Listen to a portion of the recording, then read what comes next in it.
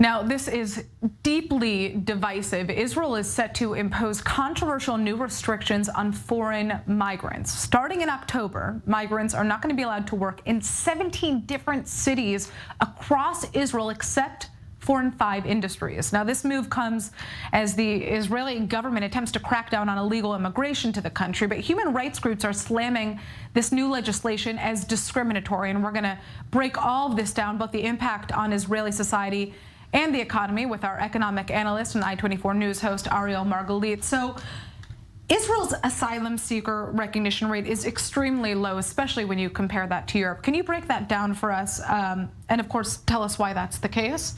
Israel is signed on the bill, the international bill for accepting asylum seekers that was put together in 1951. Israel is actually signed as one of the initiators, but it's not very much respecting it, especially not in the scale that we see immigrants arriving in Europe and asylum seekers arriving in Europe. And we saw those, of course, in recent years arriving from Syria, mainly to Israel. We've seen asylum seekers that arrived mostly from Eritrea and from Sudan. That wave of immigration arrived mostly during 2007, 2008. And what Israel has done so far is, in the sort of status quo, allowed them to stay, but hasn't granted them neither a yay or a nay with regards to their ability to stay here and gain status. So in the meanwhile, they are here. They're second-class citizens that get very little rights. Of course, some of them have had children here already. And Israel's policy continues to be, this is the homeland of the Jewish people. If you're Jewish, you can immigrate and become a citizen. And if you're a Jewish refugee, of course.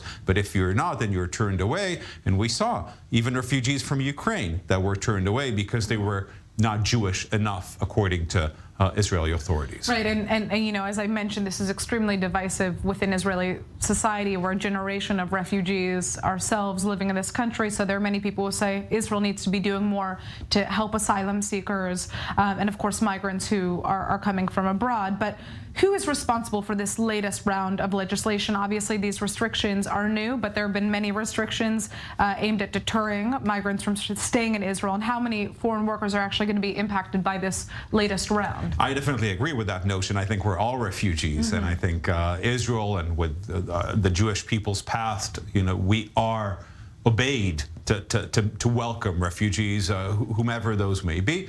Of course, the voters of Ayelet Shaked are leaning to the right, and she, as Minister of Interior, thinks that before the coming elections, November, here in Israel, she can gain some more points within her target audience if she passes such a law. It's not really a law, such a regulation of the Ministry of Interior. You're asking about numbers. We're talking about around 28,000 refugees here in Israel that are going to be struggling now because most of them can continue to work only in certain industries, 5 industries, that is caring for the elderly, agriculture, tourism, so hotels, but restaurants, only if they're already occupied in these restaurants, they can continue to work there. Otherwise, they cannot move to another job. And you mentioned those 17 cities. All of these cities are the big cities where they're needed. I mean, where would you expect them to go? Afula? Right. You know, there isn't really employment for them there.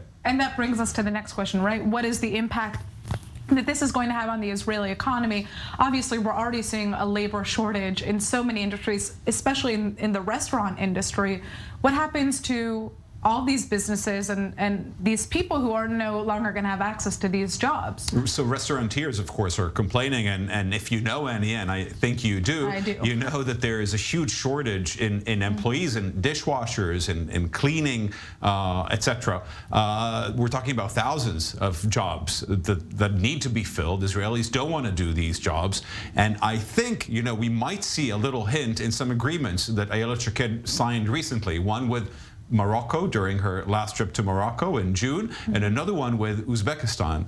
Both of them had agreements about bringing foreign labor into Israel, cheap labor, to work here in certain industries. So there might be a move by the ministry, first of all, to announce to refugees from Eritrea or Sudan that want to come to Israel, the door is closed, and instead employ some immigrant workers that are not migrant workers, sorry, See, I'm confused already. Yeah. Not migrant workers, but rather just cheap labor on a contract for a specific period of time with no ability to stay here longer from Morocco and from Uzbekistan. But then what is the answer to those 28,000 asylum seekers, migrants who are living here right now and are suddenly finding themselves basically cut off from access to a whole array of different jobs? Where do they go? What is the solution here? Because many of these people cannot go back to their countries, like Eritrea, for example, where they've escaped forced drafting into the military, for example. Of course, even from Ukraine, there is a specific, a smaller amount of refugees out of those 28,000, around 2% or so, that are from Ukraine. And when they came here to Israel, they found work in the restaurant business because it's